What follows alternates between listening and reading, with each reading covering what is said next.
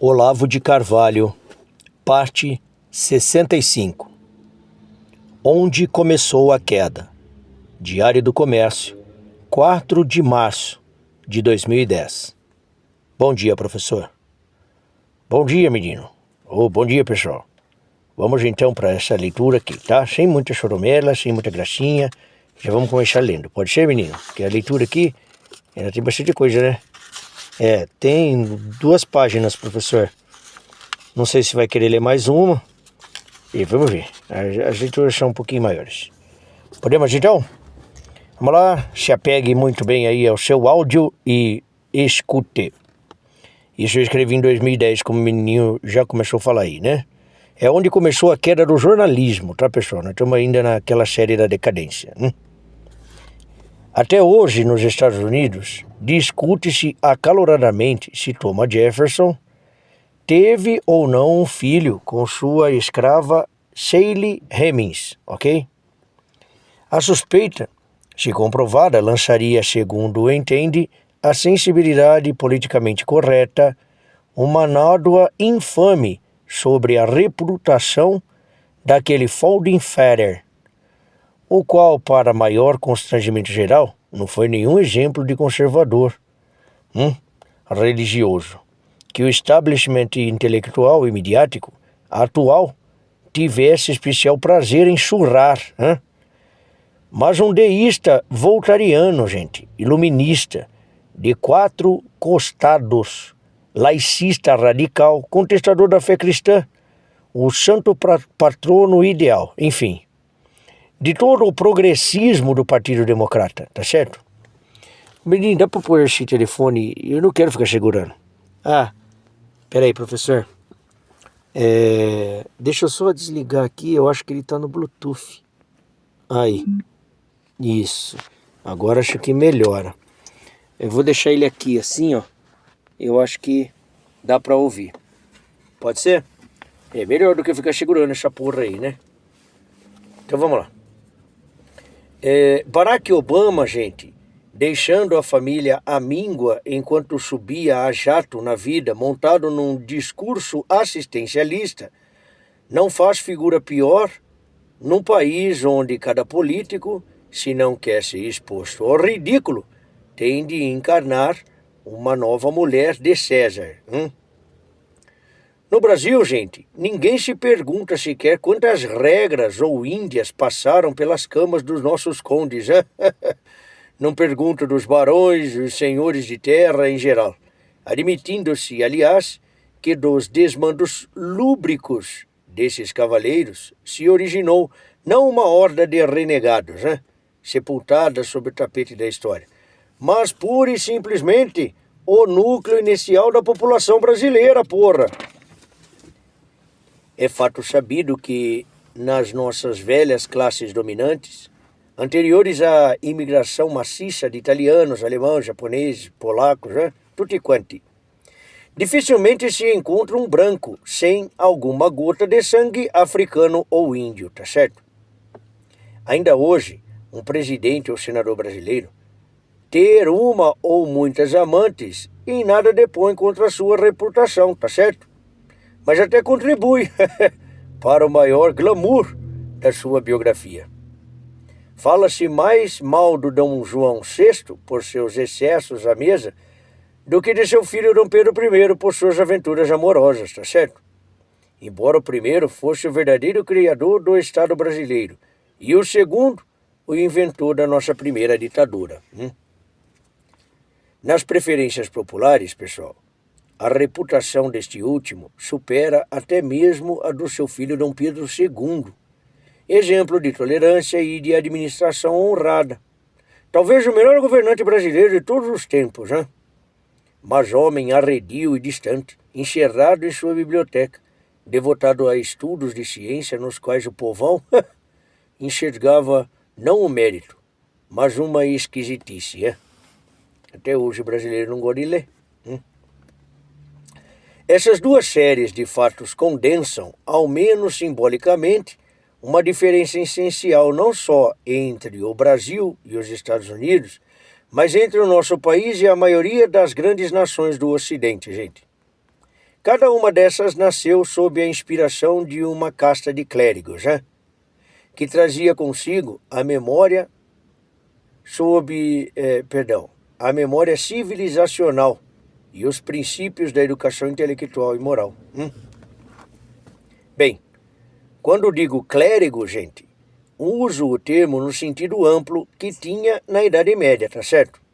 Incluído não só os sacerdotes ordenados, mas todos os homens cultos imbuídos do espírito da religião. Nesse sentido, os fundadores dos Estados Unidos foram todos clérigos, porra, com as únicas exceções, não por incultos, mas por antirreligiosos, de Jefferson e Franklin, ok? Muito bem. O Brasil, em contraste, foi criação de senhores de terra vorazes, incultos, impúdicos e brutais, que na religião não via senão uma incomodidade incontornável, e na cultura superior, um adorno importado a recobrir mal e mal a mesquinharia, a feiura dos seus costumes, porra. Assim constituía a nação, gente.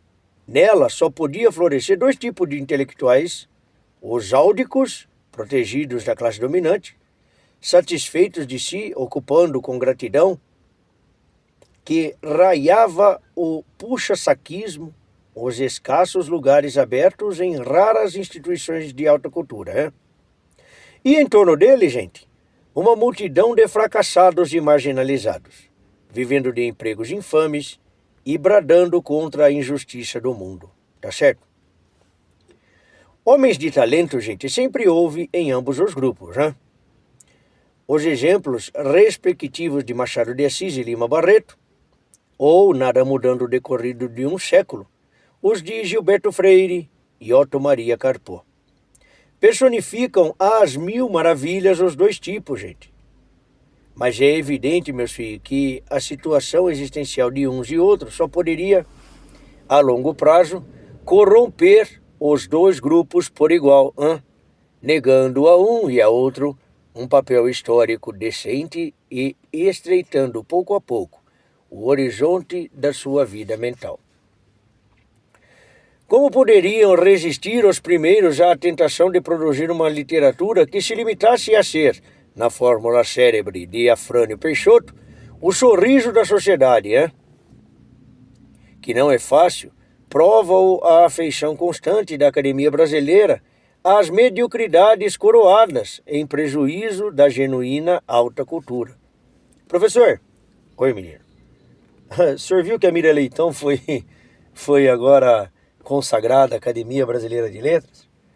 Pois é, essa é a mediocridade brasileira, O que porra tem de Mira Leitão de contribuição para a literatura?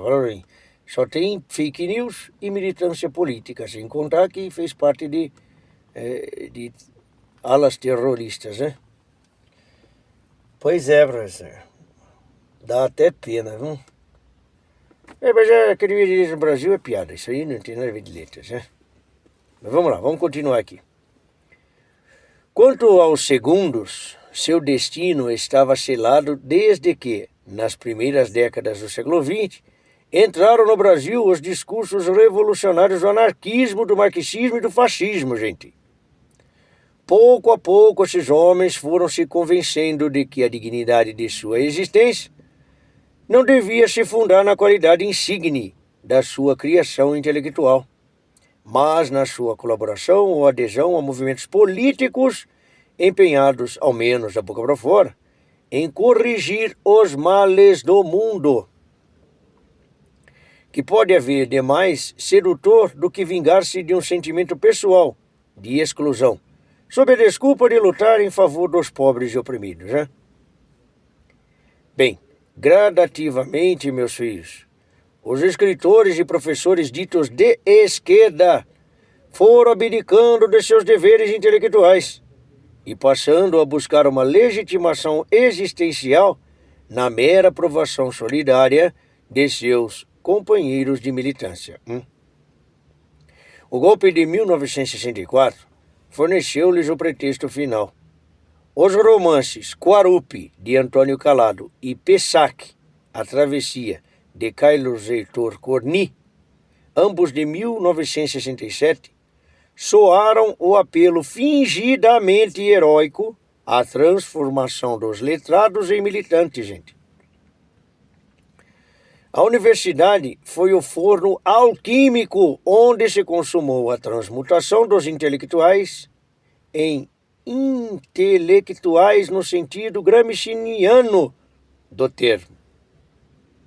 Isto é, ativistas políticos sem nenhuma obrigação mental específica, já.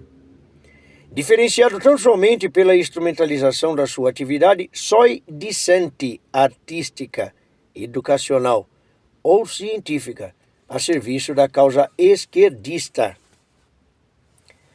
Bem, a redução da vida intelectual a megafone de interesses partidários e a consequente debacle de alta cultura no Brasil estão bem documentadas no meu livro O Imbecil Coletivo, de 1996. Você não vai ler essa porra desse livro não, menino?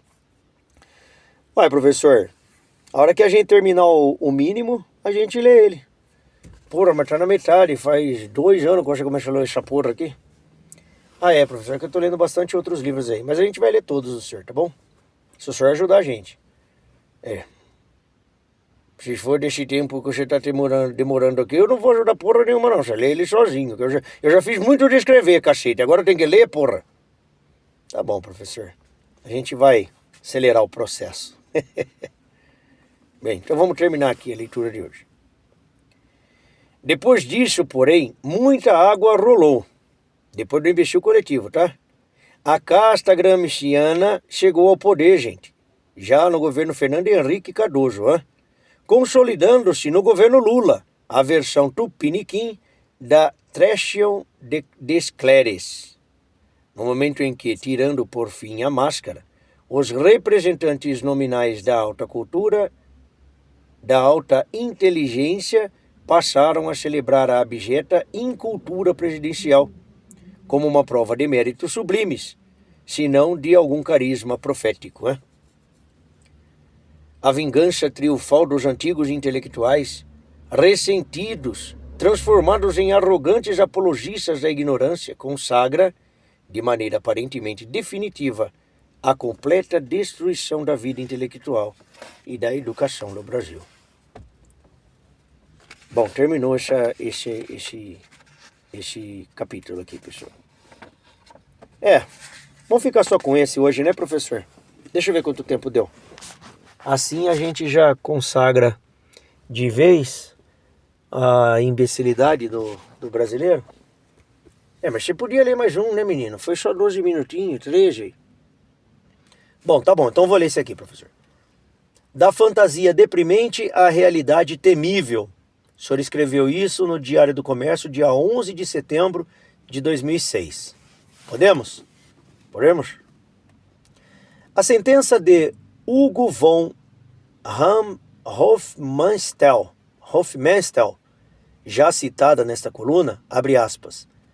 Nada está na realidade política de um país se não estiver primeiro na sua literatura, fecha aspas. É tão verdadeira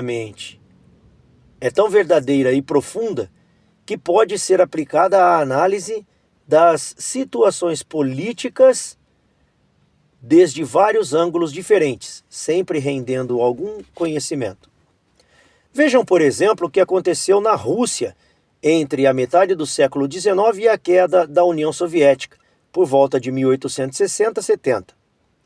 A cultura russa, até então raquítica em comparação com as da Europa Ocidental, começava a tomar impulso para lançar-se a grandes realizações. A inspiração que a movia era sobretudo a confiança mística no destino da nação como portadora de uma importante mensagem espiritual a um velho mundo debilitado pelo materialismo cientificista. Preservada da corrosão revolucionária por um regime político fortemente teocrático, em que as crenças oficiais da corte e a religiosidade popular se confirmavam e se reforçavam mutuamente, a Rússia contrastava de maneira dramática com as nações ocidentais, onde a elite e as massas viviam num divórcio ideológico permanente e que, por isso, só se modernizavam à custa de reprimir e marginalizar os sentimentos religiosos da população. O regime czarista, não obstante o peso da sua burocracia emperrada, havia conseguido encontrar o caminho para as reformas, que não iam contra os ensinamentos da Igreja Ortodoxa, mas, bem ao contrário, nasciam deles.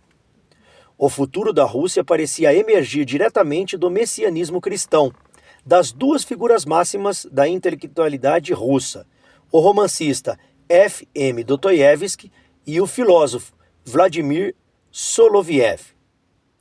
Em comparação com a grande cultura nacional do período, a contribuição do movimento comunista russo consistiu sumariamente em rebaixar tudo ao nível de um automatismo dialético miserável, quando não da pura literatura de propaganda. A redução da cultura superior a instrumento de formação da militância neutralizou os efeitos benéficos das reformas universitárias empreendidas pelo governo e transformou grande parte da juventude letrada russa naquela multidão de tagarelas alucinados, que povoam os romances de Dostoiévski, especialmente Crime e Castigo e os Demônios. Experimente ler qualquer página de Vladimir Soloviev ou do próprio Dostoiévski. Depois comparem com as platitudes revolucionárias de George Plekhanov, tido na ocasião como o mais capacitado intelectual comunista russo, ou com as filosofices grotescas de Vladimir e Lenin em Materialismo e Empiriocriticismo, e saberão do que eu estou falando.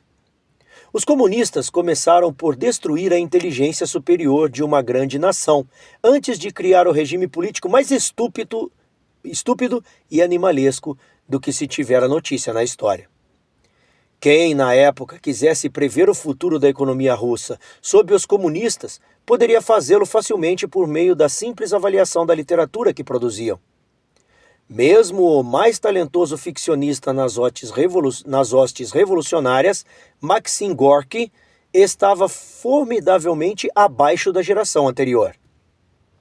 Hoje em dia, já não se pode lê-lo senão como documento histórico. Nem é preciso dizer que o mesmo se aplica à literatura produzida sob os governos de Lenin, Stalin, Khrushchev e Tuticointe. Até os melhores romances do período, os de Sholokov, se tornaram ilegíveis por excesso de babaquice revolucionária. Nem falo dos filósofos e ensaístas, uma multidão subsidiada que o governo se encarregou de jogar na lata do lixo. O pensamento russo só sobreviveu no exterior, integrado na cultura europeia ou americana, com Bardyaev, Chestov, Sorokin. A imaginação literária só veio a se recuperar a partir dos anos 1950, mas no subterrâneo, longe da cultura oficial, com Solzhenitsyn, Bukovsky, Zinoviev. E não é preciso dizer que a inspiração para isso veio principalmente do antigo messianismo de Dostoiévski e Soloviev. O que se sucedeu na cultura literária e filosófica reproduziu-se com exatidão milimétrica na economia. Aqueles que se costumaram a imaginar o czarismo sob o aspecto estereotipado da repressão, do atraso e da decadência, ignoram solenemente os fatos principais do período. A progressista abertura da burocracia para elementos vindos de fora da camada aristocrática, inclusive judeus, e a industrialização acelerada. Nos 50 anos que antecederam a Revolução Comunista, a economia russa foi a que mais cresceu na Europa, deixando longe a Inglaterra e a Alemanha, que não pareciam ser as encarnações mesmas do progresso e das luzes, e só encontrando rival do outro lado do oceano, nos Estados Unidos da América. Se o regime czarista não tivesse sido destruído pela Primeira Guerra Mundial e pela subsequente ascensão dos comunistas, o simples crescimento vegetativo da economia teria acabado por dar aos russos, por volta de 1940, um padrão de vida comparável ao dos americanos. Em contraste com isso, na União Soviética dos anos 1980, o cidadão médio consumia menos carne do que um súdito pobre do czar um século antes e tinha menos acesso a automóveis, assistência médica e serviços públicos em geral do que os negros sul-africanos vivendo sob o regime humilhante do apartheid.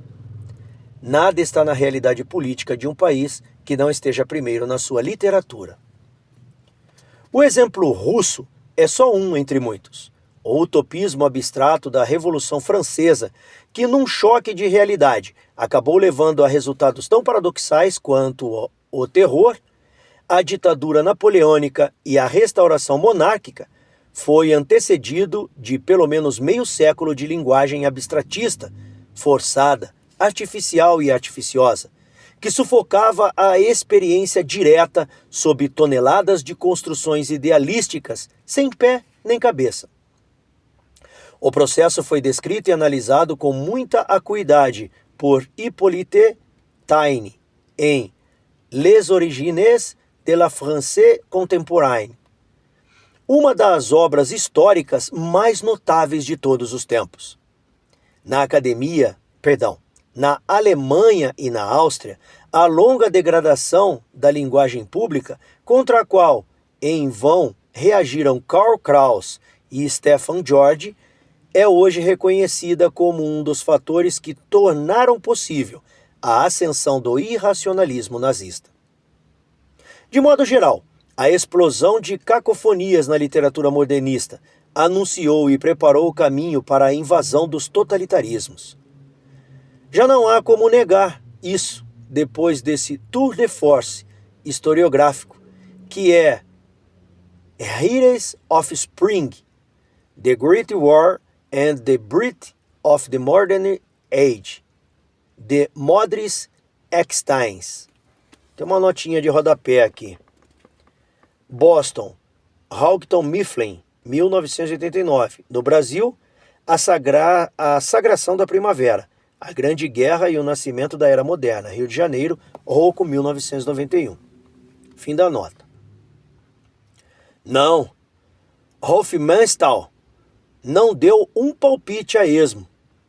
Se nada está na política que não esteja antes na literatura, é pela simples razão de que a imaginação vem antes da ação. Se há uma lei histórica que funcione, é essa.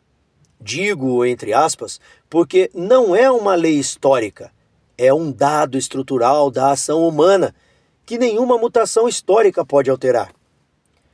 Se o leitor compreendeu isso, com muita facilidade perceberá a loucura suicida que foi confiar os destinos do Brasil a uma corrente político-ideológica que, dos anos 1970 até hoje, se empenhou sistematicamente em destruir a cultura superior do país, e de modo especial da sua literatura, mediante a submissão de tudo às exigências estratégicas e táticas da Revolução Cultural de Antônio Gramsci.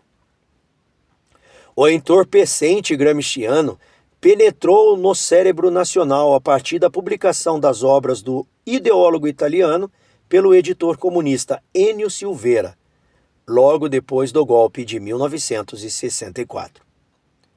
Na confusão geral que se apossou das esquerdas ante o fracasso de suas esperanças de cubanização rápida e indolor da sociedade brasileira, uma ala mergulhou na leitura de idiotices de Régio Debray e Che Guevara, torrando suas energias na revolução impossível das guerrilhas. Outra, mais esperta, recuou e apostou na estratégia de longo prazo, que propunha ir conquistando o universo inteiro das artes, do ensino, da cultura, do jornalismo, discretamente, como quem não quer nada, antes de arriscar a sorte na luta direta contra o inimigo político. O governo militar, obsediado pelo empenho de reprimir as guerrilhas, não ligou a mínima para esses empreendimentos pacíficos, aparentemente inofensivos. Fez vista grossa e até os apoiou como derivativo e alternativa aceitável à oposição violenta. A ideia gramsciana foi tão bem sucedida que já em plena ditadura militar, a esquerda mandava nas redações, marginalizando os direitistas mais salientes, Gustavo Corsão, Lenilda Tabosa Pessoa, até excluí-los totalmente das colunas de jornais. O esquerdismo controlava tão eficazmente o sistema de ensino que a própria disciplina de educação moral e cívica, timidamente instituída por um governo que se abstinha de estender ao campo cultural a autoridade que desfrutava na área policial militar, acabou fornecendo uma tribuna para a disseminação das concepções politicamente corretas que vieram a forjar a mentalidade das gerações seguintes. No teatro, no cinema e na TV, a autoridade da esquerda pode ser medida pelo poder inconteste de veto ideológico exercido na seleção das novelas da Globo, o mais vasto aparato de formação do imaginário popular, pelo casal de militantes comunistas Dias Gomes e Janete Claire. Idêntica filtragem aconteceu no movimento editorial. Aos poucos, todos os autores não aprovados pelo Partido Comunista desapareceram das livrarias, das bibliotecas escolares, dos programas universitários. E isto na vigência de um regime cuja fama de anticomunista e intolerante era pregoada aos quatro ventos pelos próprios comunistas, que se beneficiavam de sua sonsa tolerância e omissão ideológica. Em toda a esfera cultural, artística, escolar e jornalística, a única diferença que se viu com o fim da ditadura foi a passagem da hegemonia tácita da esquerda ao domínio explícito e agora sim intolerante. A confortável hospitalidade com que, no tempo dos militares, esquerdistas notórios eram aceitos nos mais altos postos do jornalismo, do ensino e do show business, contrasta de tal modo com a exclusão radical dos direitistas hoje em dia, que a aplicação do termo ditadura, a primeira dessas épocas, e democracia, a segunda, acaba soando singularmente irônica. Na época havia, é claro, o jornalismo nanico, soi disant, alternativo à grande mídia. Mas esta última estava quase que inteiramente nas mãos de esquerdistas, como Cláudio Abramo, Luiz Alberto Bahia, Alberto Dines, Luiz Garcias e outros tantos, de modo que a diferença com os nanicos era antes um estilo que de conteúdo. Hoje, os jornalistas de direita estão todos na mídia nanica. Os poucos que ainda aparecem nas páginas dos grandes jornais são apenas colaboradores contratados, nem entram nas redações. O total domínio da cultura por uma corrente política, qualquer que seja, constitui já um mal em si. Mas o que aconteceu no Brasil foi muito mais grave. Primeiro, aquele domínio implicava desde logo o rebaixamento proposital do nível de exigência, em vista da ampliação semântica do termo, entre aspas agora, intelectual, que no contexto gramsciano abrange a totalidade dos indivíduos, com qualquer nível de instrução ou QI, que possa atuar na propaganda ideológica. Daí derivou a promoção de sambistas, roqueiros, publicitários e stripteasers ao estatuto de intelectuais. É a Anitta que o diga, né? Que resultou, em última análise, nesse descalabro da promoção do senhor Gilberto Gil ao cargo de ministro da Cultura. Segundo, o próprio termo, entre aspas, cultura, perdeu toda a acepção qualitativa e pedagógica, reduzindo-se ao seu uso antropológico como denominação neutra e geral das, entre aspas, formas de expressão populares. Nesse sentido, o samba de roda do recôncavo baiano deve ser incluído, segundo aquele ministro, entre os grandes tesouros culturais da humanidade, junto com a filosofia de Aristóteles, a Catedral de Chartres e a mecânica quântica. Todo és igual, nada és melhor. Terceiro, de maneira mais genérica, toda a diferenciação do melhor e do pior, do mais alto e do mais baixo, acabou sendo condenada como discriminatória e até racista.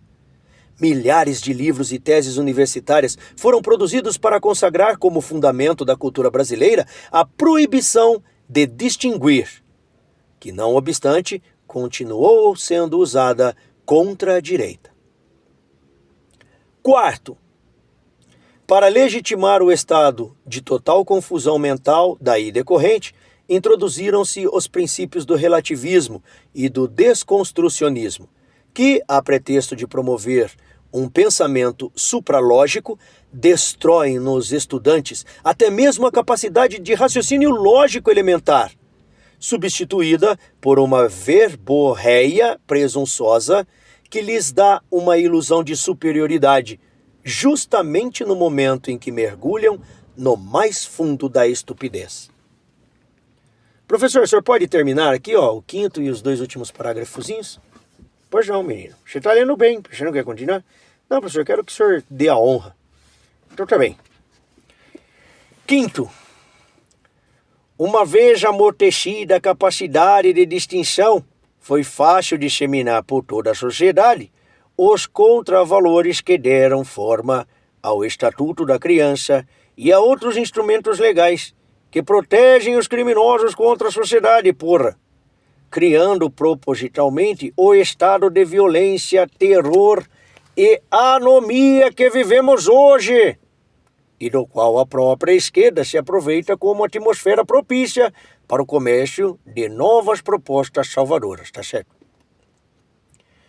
Uma corrente política capaz de rebaixar a esse ponto a inteligência e a capacidade de discernimento de um povo, gente, não hesitará em destruir o país inteiro, para conquistar mais poder e realizar os planos concebidos em encontros semi-secretos com movimentos revolucionários e organizações criminosas no exterior, né? A esquerda brasileira, pessoal, toda ela, tá certo? É um bando de patifes ambiciosos, amorais, maquiavélicos, mentirosos e absolutamente incapazes de responder por seus atos ante o tribunal de uma consciência que não tem, cacete. Bem, meus filhos, para terminar aqui, está na hora de o país retirar de uma vez o voto de confiança que deu a essa gente, num momento de fraqueza, fabricado por ela própria. Terminamos, né? Bem, é isso aí, pessoal. Nós nos encontramos na próxima leitura. Obrigado, professor. Obrigado, menino. Deus te abençoe aí. Tenha uma boa semana aí para todos vocês, tá? Fiquem todos com Deus, Jesus Cristo. Orem, rezem bastante, vá para a igreja. Perfeito? E a gente vai se falando aí. Até mais, pessoal. Até mais. Valeu, professor. Valeu, menininho.